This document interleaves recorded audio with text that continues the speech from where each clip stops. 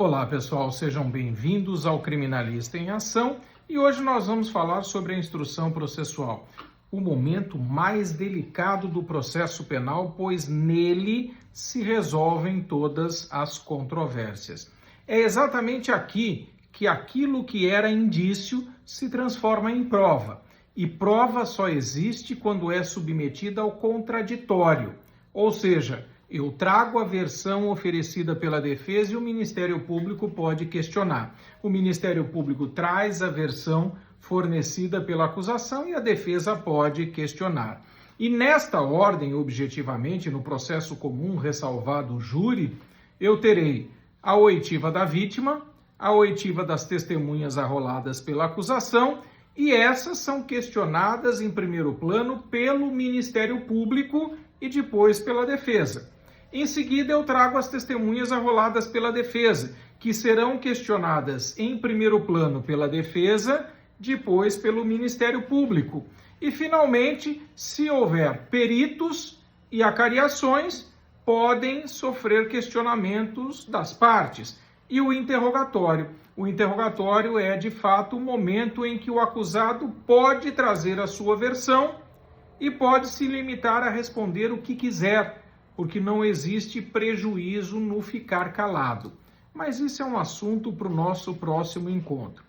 É importante que nós tenhamos em mente o seguinte: eu posso, enquanto defesa, conversar com as testemunhas que foram arroladas pela defesa. E isso não tem problema nenhum. Eu não posso induzir que digam aquilo que não sabem, mas eu posso conversar. Da mesma forma que o Ministério Público, vez em sempre, pede para que a testemunha compareça e leia aquele depoimento prestado lá na fase de inquérito. Então não é incomum que nós estejamos numa audiência e de repente o policial, há 4 anos atrás, prestou um depoimento e hoje ele reproduz com pontos e vírgulas. Por quê? Porque obviamente ele leu aquele depoimento anterior. Óbvio, né? Nós temos que submeter ao contraditório e ampla defesa, porque a testemunha não é da acusação, ela não é da defesa, ela é do processo, ela interessa ao juiz, e o juiz pode, inclusive, se não estiver satisfeito, convocar testemunhas para que compareça sem que isso gere nulidade. Afinal de contas, elas estão ali para o seu convencimento. Para isso, temos, de acordo com o artigo 400 do Código de Processo Penal, a determinação de testemunhas numerárias ou testemunhas do rito. Por exemplo, o rito ordinário, que é o mais amplo antes ou depois, depende de como você olha, do plenário do júri, ele comporta até 8 testemunhas numerárias. O rito sumário, o rito intermediário, comporta até 5 testemunhas numerárias. E o rito sumaríssimo comporta, a depender do entendimento do magistrado, 3 testemunhas para aqueles que acreditam que deve seguir o juizado especial cível, porque é nele que tem o número de testemunhas possíveis, ou para aqueles que seguem o processo penal e aquilo que favorece o acusado e pensam que, obviamente, eu tenho 5 testemunhas porque eu devo seguir o rito sumário, já que o sumaríssimo não tem previsão legal.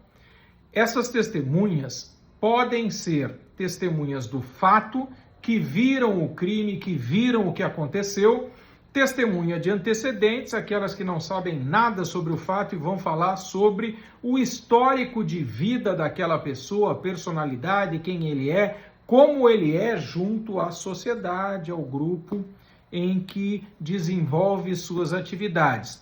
Podem ser testemunhas, obviamente, compromissadas, aquelas que têm obrigação de dizer a verdade e não guardam proximidade com a família ou têm relação de dependência, ou testemunhas informantes, aquelas que, a contrário senso, são próximas, como pai, mãe, filho, filha, ou empregado, ou tenham alguma demanda. Mas o fato é, essas testemunhas estão no processo para a produção de provas. E tudo aquilo que nós trouxermos neste momento pode ser objeto de recurso, mas não pode ser objeto aquilo que não foi pré-questionado.